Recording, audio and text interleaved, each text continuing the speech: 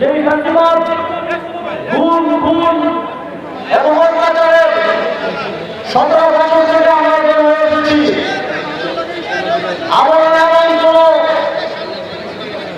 দুঃশাসনের দিকে না যাওয়ার পক্ষে গণরায়ের দিন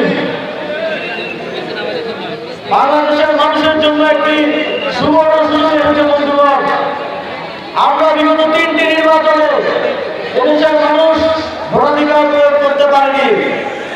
এবার সেই সুযোগ এসেছে এবং সেই সুযোগ তৈরি হয় আমরা দেখেছি যাদের মধ্যে সুস্থভাবে দ্রুতভাবে প্রতিবাদকে আসছে তারা ভয়ের আতঙ্কে মুশরা করছে।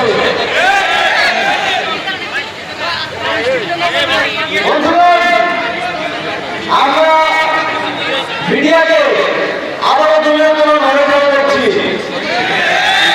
আমরা উপরে সকল প্রতিষ্ঠানকে আবার একদিকে এনে করতে দেখছি। আমরা সবাইকে মনে করে দিতে চাই 5 আগস্টের পূর্বে এদেশের সকল রাষ্ট্রীয় প্রতিষ্ঠান থেকে শুরু করে মিডিয়া থেকে শুরু করে সকলে শেখ হাসিনার দালালি করলেও তাকে কিন্তু রক্ষা করা যায়নি। এদেশের জনগণ রক্ত দিয়ে ফ্যাসিবাদের বিরুদ্ধে তাদের জনরায় ঘোষণা করেছে। যে দেশের জনগণ 1400 ছাত্র জীবন দিয়ে এই দেশকে মুক্ত করতে পেরেছে তারা এই স্বাধীনতা রক্ষা করতে একটা সিল দিতে 11 দলীয় জোটের পক্ষে একটা ভোট দিতে পিছপা হবে না। জাতীয় নাগরিক পার্টি মনোনীত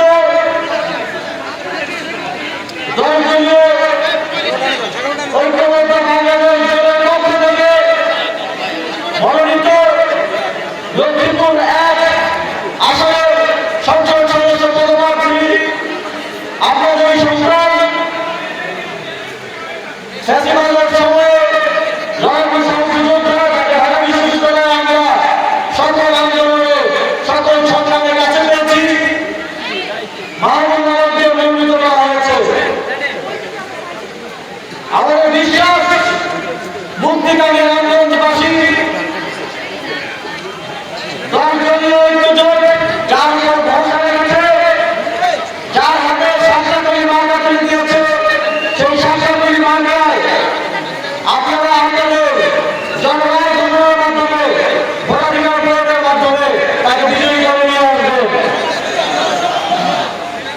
আমাদের বিশ্বাস আমরা তার রাস্তা রাখতে পারি।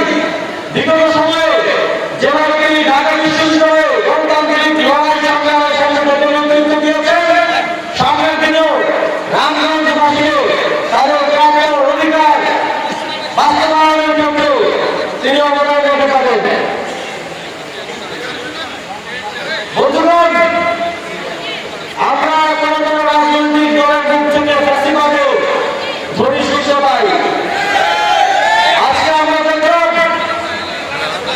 বাংলাদেশ জাতীয়তাবাদী দলের মহাসচিব মির্জা ফখরুল ইসলাম আমাদেরকে বললেন যে শেখ হাসিনা মায়ের নিয়ে তাকে বিপদের মধ্যে রেখে গেছে।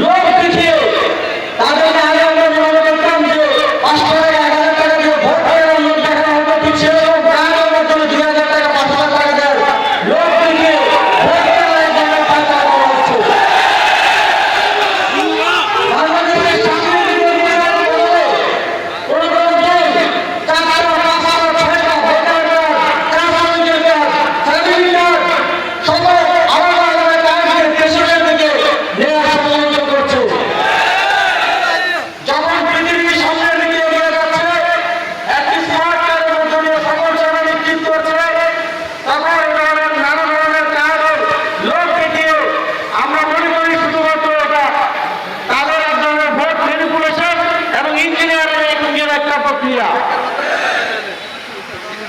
বাংলাদেশের মানুষ এখন আর বোকা নেই, তারা এই ধরনের সবকিছু দেখতে পায়।